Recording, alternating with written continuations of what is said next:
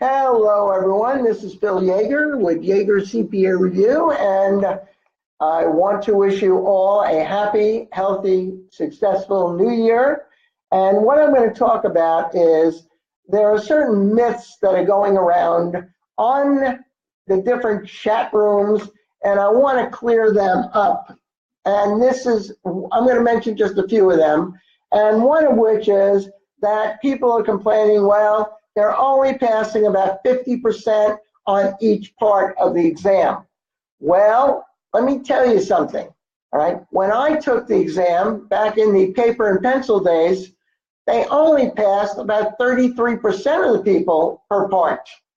Now, they've increased it to 50%, which is extremely generous. And by increasing it to 50%, the AICPA is not interested, all right, in getting your money so that you reapply and just keep getting more and more. That's not the AICPA's purpose. The AICPA's purpose is to help, all right, candidates pass the CPA exam. Now, why do I say the AICPA helps the candidates? Well, I happen to know the director of examinations quite well, and I know him on a one-on-one basis, and I know what their feelings are. We need more CPAs because of all the regulations there are. So the AICPA is not trying to discourage you, all right, anyway, by only passing 50%.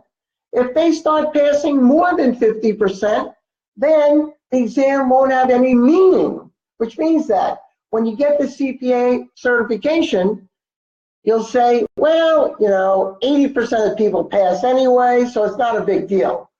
We have to make sure that we don't pass 70 or 80% like other certifications, all right, that pass maybe 70 or 80%. And they're only in the business for money because by passing high rates, more people want to take that other exam. All right, but we still want to keep the CPA market, the exam market, all right, not the exam market, but the license market, so that we're not flooding the market with CPAs like they have with attorneys now. All right, now, the AICPA really has tried to make this exam easier.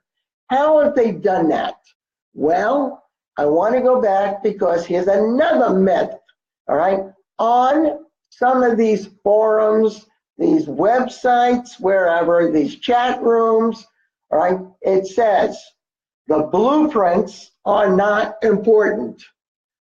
The exam is no longer content specification driven. It's now driven by the blueprints, the maps. The AICPA is giving you a map, all right? And the map tells you specifically what tasks you must remember, all right? And they're very specific in financial accounting and regulation. Now, the BEC and the auditing could be a little more specific, and they're trying to make that more specific, especially the BEC. But for the financial and the reg, God, if you just read those blueprints, you will pass the exam. And the blueprints, all right, tell you the specific tasks. And when we wrote our own books 3 years ago, starting 3 years ago, we based them exactly on every blueprint. In fact, we start with, in our books, we write what the blueprint, what the task is, and then we have our discussion of all that area within that blueprint. And I believe we are the only course that has that. All right. So if they were trying to make it harder and harder, they wouldn't give you the maps, the blueprints. All right. The blueprints now. Where are these blueprints? If you probably have a course that if you look at their book, there's nothing about blueprints. There's just still content specs. All right. The blueprints are on the AICPA candidate website, which is aicpa.org. All right, I don't know if you know that, aicpa.org. And you go on there, every blueprint is specified there. So it's not a secret. And if once and for all, the candidates would know that that's what the exam is based on, these blueprints, all right, they probably would say, oh, this was not as bad. The other thing is this. I was just talking to someone, all right? They ran out of time on financial accounting. Why? Because they spent an inordinate, I'm trying to think of the word, inordinate amount of time on the research questions. Well, the research questions are not worth that much, so that if you don't get it within, say, 5 minutes or less, all right, you move on, all right? She got so bogged down on the research, she didn't have time to finish the remaining simulations. Now, the other thing is, people say, well, hey, I don't know how to do these document simulations, all right? Also, I don't know how to do task-based simulations. Now, the courses that do have all of these simulations, they're all author constructed. They're not AICPA released simulations. So remember, you want to study the actual simulations that were released by the AICPA. Same thing with the document simulations. So what do? You go to the AICPA.org and you look at the examples. You can practice. Those are actually the simulations that were written by the AICPA, definitely. Not the ABC CPA review course, all right, or the XYZ. When a course has author-constructed questions, simulations, to me, they're not worth the paper they're written on, all right? I want to see something the AICPA said I need to know, and they're very accommodating, because on this AICPA.org website, they have put examples of, they have some simulations. They have a document simulation. You can practice the research. And here's another thing, all right? When you're taking the CPA exam, all right, you want to practice research? Well, do you know the AICPA will give you, the candidate, 6 months of free access to all the generally accepted accounting pronouncements, all right? And when you're studying for the auditing, they give you all the pronouncements for 6 months, all right, for generally accepted auditing standards. So here's an example again. They're trying to help you, all right? That's available to you. Use it. The AICPA.org website is available to you. Please use it. And one more myth I want to mention here is this, all right? People do take the exam, all right, beyond the date of 22 years old. In fact, all right, we've had people take the exam who were 40s and 50s and were very successful on the exam. So that is a myth. In fact, all right, when you're 40 or 50, a lot of cases you're more focused than when you're 22 years old. All right, that's extremely important to remember. All right, this exam, all right, has no boundaries. All right, this exam has, I'm sorry, my wife is behind me, all right, and she's cleaning the floor. By the way, I'm in my place in South Carolina, okay? There's my beach scene, okay?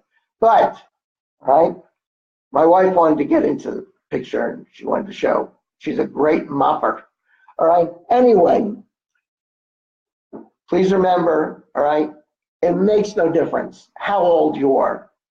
If you feel that if you don't take this exam, you're going to miss out on something, because you're finding within your job there's people who are getting better positions because they passed the CPA exam and you have not, keep that in mind. And the CPA is truly the only certification out there that has tremendous prestige within the United States and overseas. All right, keep that in mind. I waited until I was 30 years old to sit for the exam. Why? Well, I became head of the accounting department of a college, and I figured, hey, I got an MBA, all right, but I don't have the CPA. So that motivated me to say, even though I'm not going to continue in public accounting, all right, that is going to be the reason I'm going to study. And I studied, and by the way, I took the time. All right, that's another thing. This is a time commitment.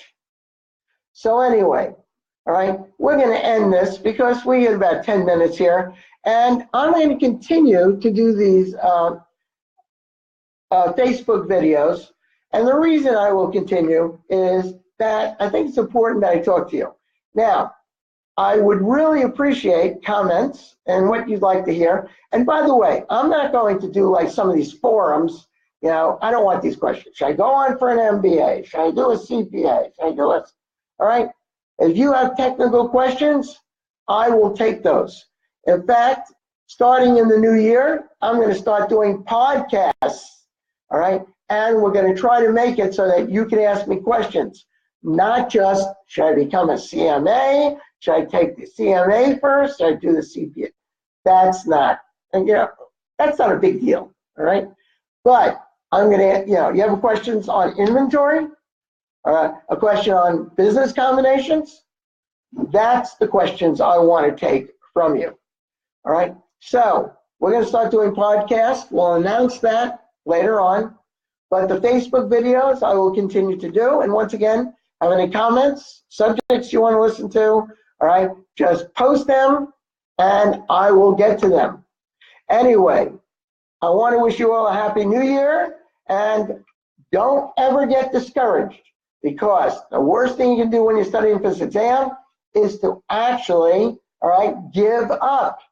And please remember, for the first quarter of 2018, there are updates to financial accounting, all right, and also to regulation, and you got to be aware of those. Don't use old materials when studying for this exam, all right? Don't be what we call the expression penny wise and pound foolish.